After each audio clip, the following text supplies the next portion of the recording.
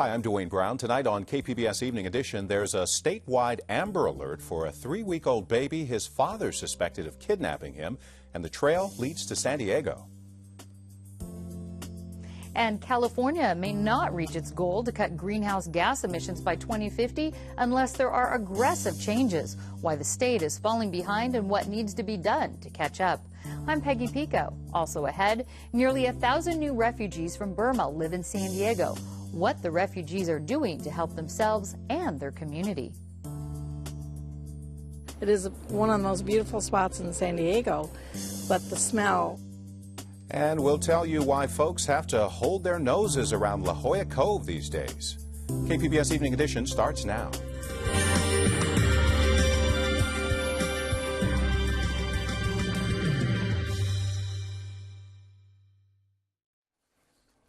Hi, good evening. Thanks for joining us. There's a statewide Amber Alert tonight for a man suspected of kidnapping his infant son in Northern California. Highway Patrol says it's gotten several tips about him here in San Diego. Officers say 22-year-old Misat Guler took his 3-week-old son yesterday after a fight with the boy's mother in Sunnyvale in Santa Clara County. Late last night, they tracked Guler's cell phone here in San Diego. Officers believe he's driving a tan 2004 GMC Envoy. License plate HIL 892. You see it on the screen there. Anyone seeing the car is asked to call 911. The baby was born on October 20th. Police in Sunnyvale say the father has made threats to hurt his son. A third senior U.S. official with the Navy has been arrested in connection with a bribery scheme. Prosecutors say a Malaysian defense contractor offered prostitutes, luxury trips, and other bribes to get Navy officials to steer work his way so he could overbill the Pentagon for millions of dollars. A hearing is scheduled in San Diego federal court on Friday. A popular San Diego tourist stop is struggling with an old but new problem tonight, and it's a good thing we don't have smell-o-vision because this is really bad. A lot of days it's so bad that you literally have to cover your face. With seal pupping or birthing season in full force, you might think you were at the San Diego Zoo instead of La Jolla Cove overlooking the Pacific Ocean, where the decades-old problem of bird poop has been replaced by something even worse: seal poop.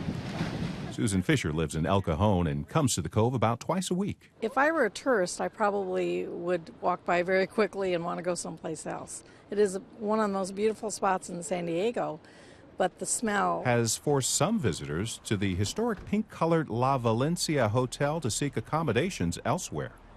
Even the owner of George's on the Cove says the smell of sea lions and seals is killing business. Katie Lawler and her friends are in town from New Jersey for a wedding. I think the beautiful weather and the nice sunshine kind of outweighs the fishy smell, so I think we can ignore that, but it does smell a little interesting. You may recall San Diego paid for a 2-day cleanup of bird poop in June and a follow-up treatment in September. And it seemed like it lasted for maybe 5 days, 6 days, maybe a week, but then it was right back again. One city representative told us it's complicated because they're also dealing with state and federal protection laws. So a coastal management plan is needed. At this point, there are no specific plans to address the ongoing problem.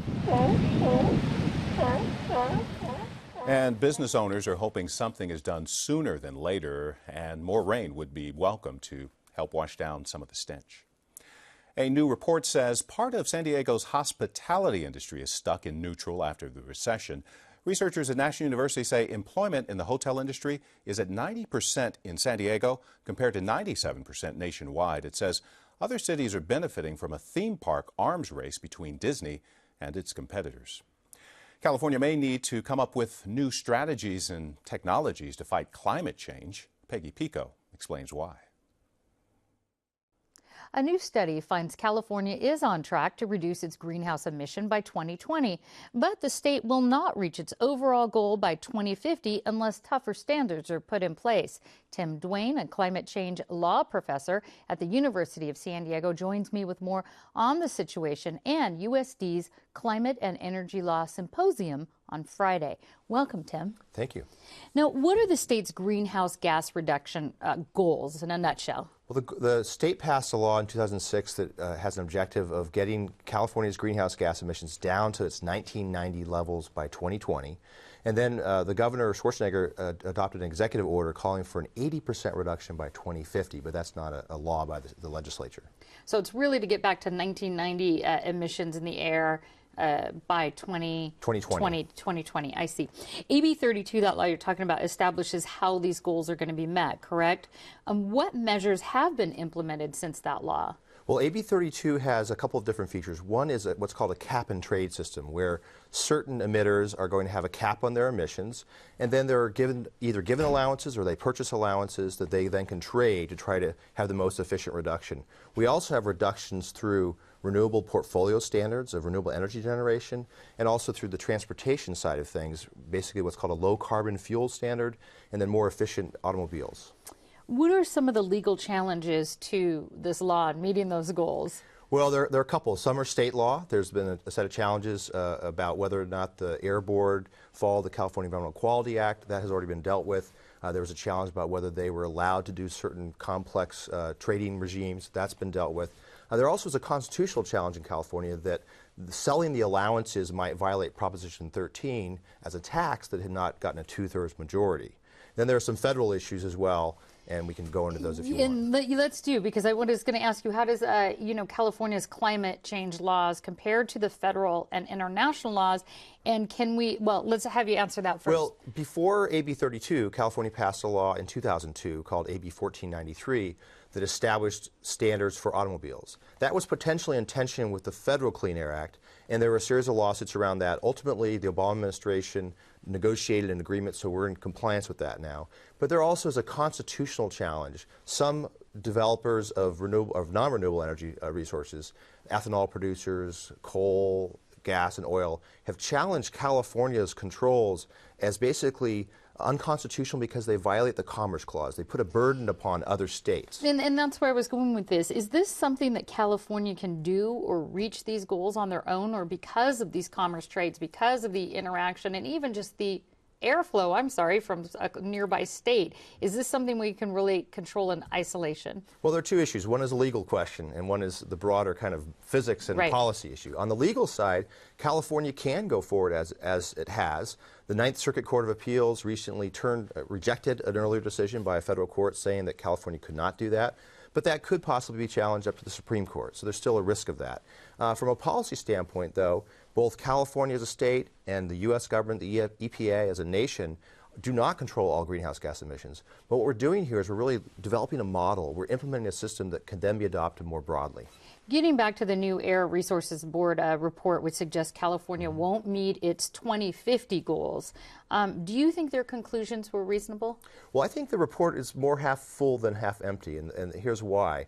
We will meet our 2020 goals. In fact, we're going faster than projected. In fact, we'll probably have a 50% reduction in our emissions by 2030.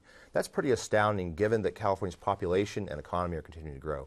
The 2050 goal of an 80% reduction is what the governor called for and what most scientists say we need to achieve. That's clearly going to take a lot more innovation, a lot more investment, but I think that we're on a very good track to be in a position to meet that if we make further commitments. What are some of the challenges in developing a policy or policies that stretch decades out into the future? Well, as Yogi Berra once said, predicting the future is very unreliable.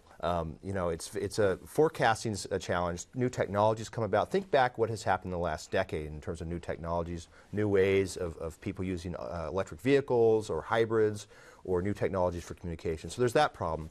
But I think the key is if you set up a system where people have incentives to innovate, have incentives to reduce their emissions, then you can actually let the market develop, let new investment come in to develop those technologies. So I'm less concerned about the projection and more concerned about the commitment. All right, Professor Tim Duane, thank you very much for your information and update. And I want to let folks know the 5th Annual Climate and Energy Law Symposium starts at 8 a.m. this Friday at USD Warren Auditorium. For registration and other details, go to kpbs.org.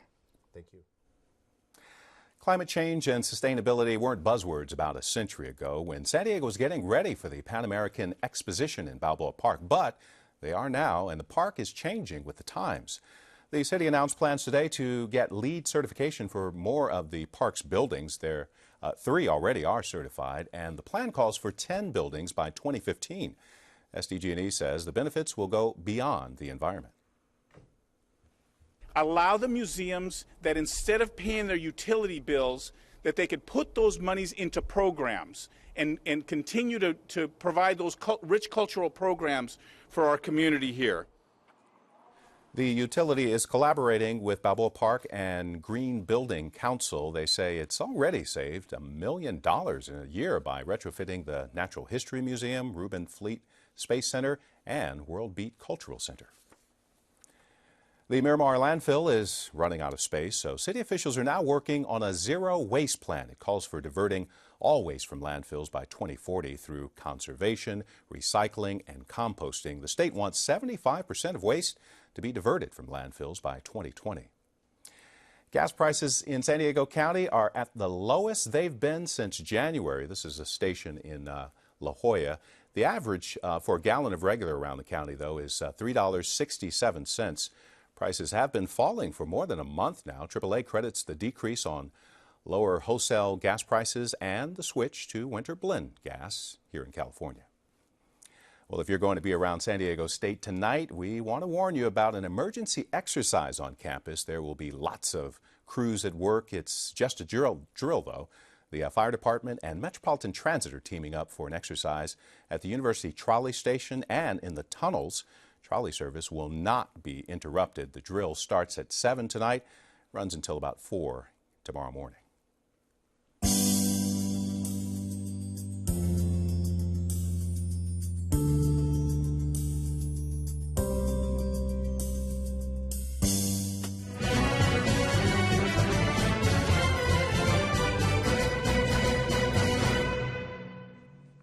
How time flies, less than 2 weeks away from the special election for San Diego mayor, and we're profiling the leading candidates. KPBS reporter Claire Trageser brings us this story about Councilman Kevin Faulconer, the only Republican running for the seat left vacant by Bob Filner.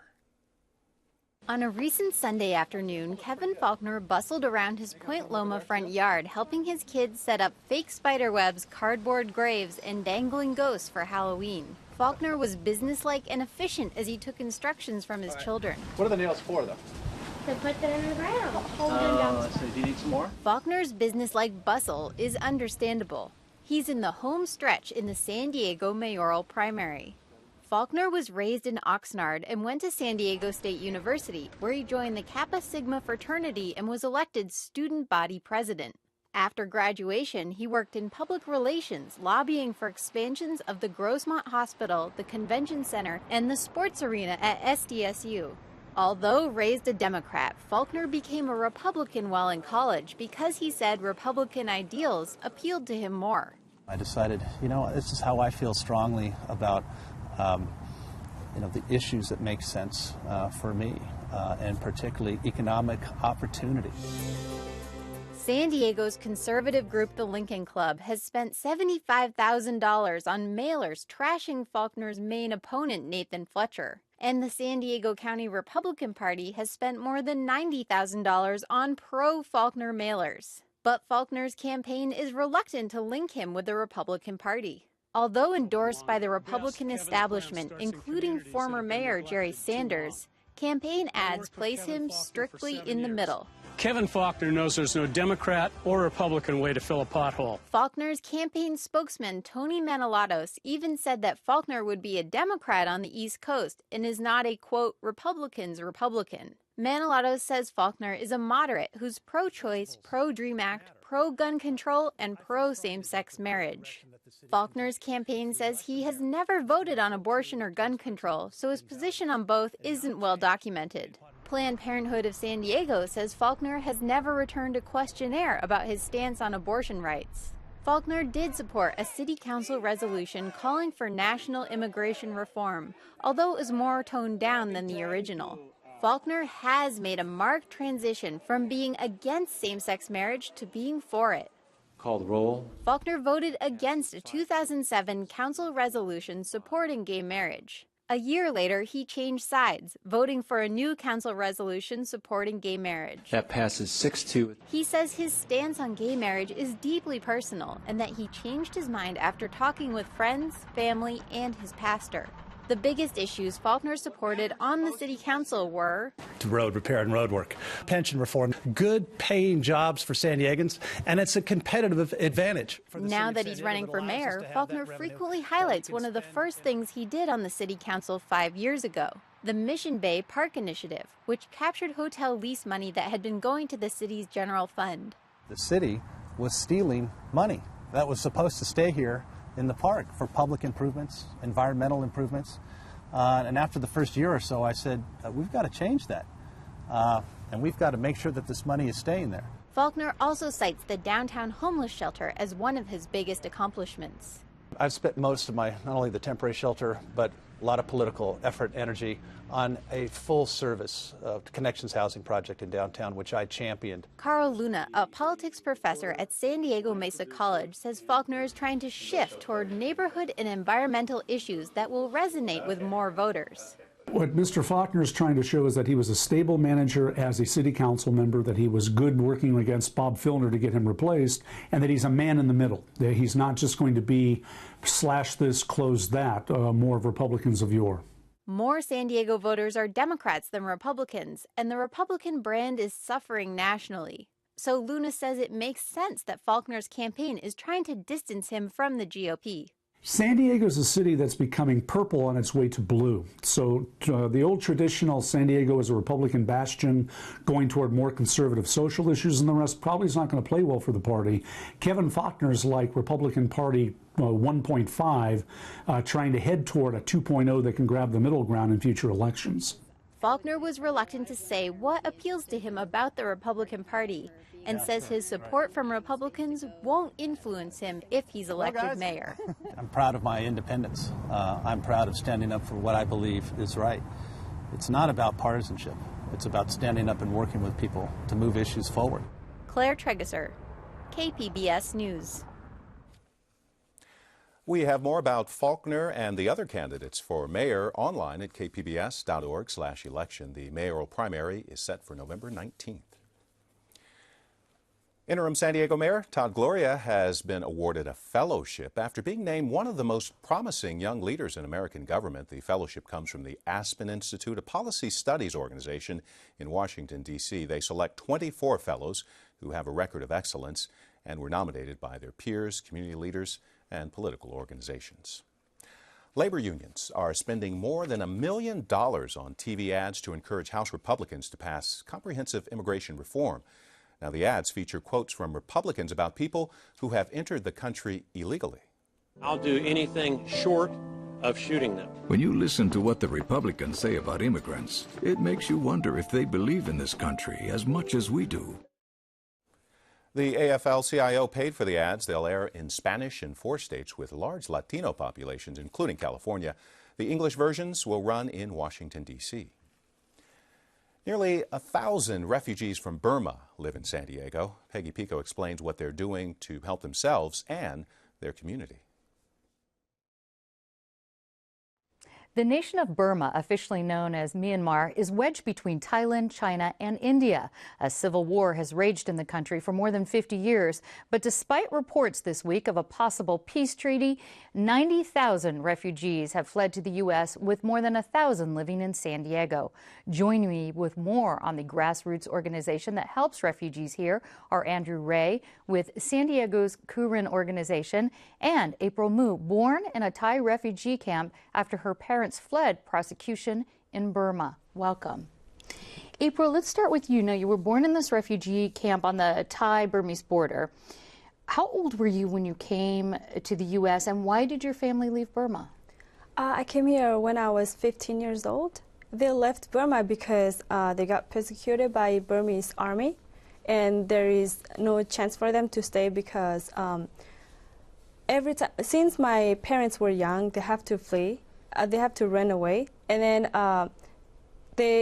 their village burned down, so they have to go to camp. In the prosecutions you're talking about, they were persecutions. They were killings and yes. Other things that your parents have spoken of. Yes.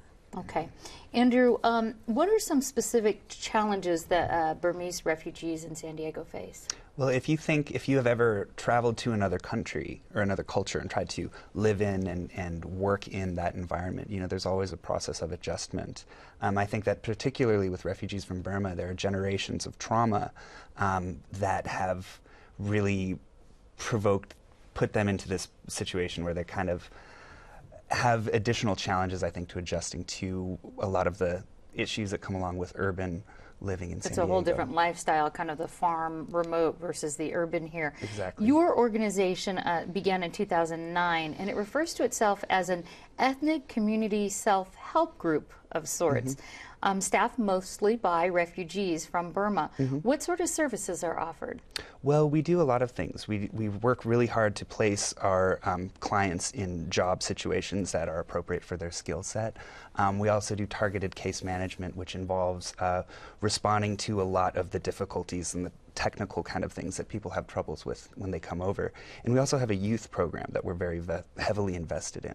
In April, you're actually working at that youth program, correct? Yes. And you and your brother wanted to come here, I understand, but your parents originally didn't want to come to America. How come? Because they know how hard it is going to be for them because they don't speak the language and they don't know the culture. They're never familiar with technology. And so, yeah. It was, yeah. How about this? You were one of the first in your community, I understand, to graduate from high school, Crawford, correct? Yes. And now you're at City College. What helped you most in coming here as a 15-year-old and assimilating so quickly? Because, I'm a very motivated person. I go to regular school, go to after school, Saturday school, Thursday school, and then watch PBS Kids. So, I learn so fast just by doing that. You watched PBS Kids, exactly. Yeah. Well, your English is fantastic. So, Andrew, let's talk about this. As far as the KOSD program goes, how is it funded? And again, if you could name some specific things that you're doing with that funding. Well, a large part of our funding comes from the Federal Office of Refugee Resettlement, hence the Ethnic Community Self-Help title to the grant. And we're working now to diversify our funding sources so that we can actually be sustainable as an organization. This is a limited grant that is intended to empower the community to kind of advocate and organize itself. And it was about $100,000 a year, I Yeah, understand? for 3 years. And it's running out. It is. We're in our last fiscal cycle here. So I know there's an awareness and fundraising event for your organization this Friday night. Tell us a little bit about that. Well, our fundraising event this Friday night is in partnership with a lot of local artists. We have musicians and we have art that has been donated that will be for sale and on view. We really see this event as more of a kind of a friend raiser and sort of a bridging event for the community itself so that we can work to establish those kind of social connections that will help the community thrive in San Diego. Well, I have to say, April, you're wearing a handmade shirt, right, from Burma, and this is going to be at the event as well, with others on display? Yes. Okay, well, people are interested in that.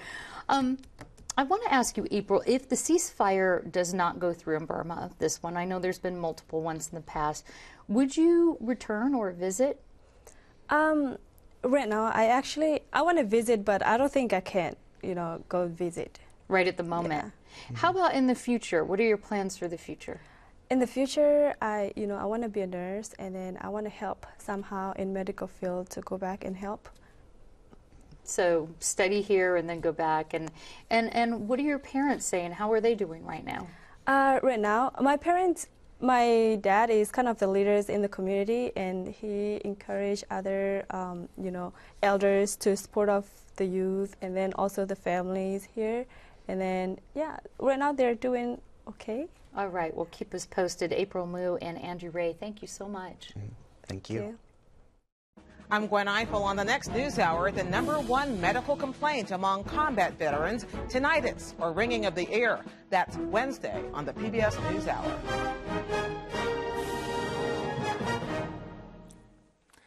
Looks like our mild Santa Ana will warm us up one more day, then a cool down for the weekend. Near 80 with sunshine at the beaches tomorrow, with a significant cool down Friday through the weekend. The inland valleys will also see clouds beginning on Friday with temperatures back into the 70s. The mountain areas will see plenty of sunshine the next few days with chilly overnight temperatures dipping into the mid-40s. And in the desert, highs will be in the 80s daytime right through the weekend. Let's take a recap of our top stories tonight. There's a statewide Amber Alert for a man suspected of kidnapping his son in Northern California. Highway Patrol says it's gotten several tips about him here in San Diego. Officers say 22-year-old Misat Guler took his 3-week-old son yesterday after a fight with the boy's mother in Sunnyvale. That's in Santa Clara County. Late last night, they tracked Guler's cell phone here in San Diego. Officers believe he's driving a tan 2004 GMC Envoy. You can see the license plate there, 6HIL892. Anyone seeing the car is asked to call 911. The baby was born on October 20th. Police in Sunnyvale say the father has made threats to hurt his son. Folks in La Jolla are dealing with a smelly situation. The decades-old problem of bird poop has been replaced this time by something even worse, seal poop. And getting rid of the smell won't be easy because of state and federal protection laws. And another San Diego tourist spot is making the move towards sustainability. Within 2 years, Balboa Park is expected to have 10 LEED certified buildings. City leaders say the money saved on energy bills can go toward cultural programs. You can find tonight's stories and download the KPBS app all on our website, kpbs.org/evening edition. Thanks for joining us. Good night.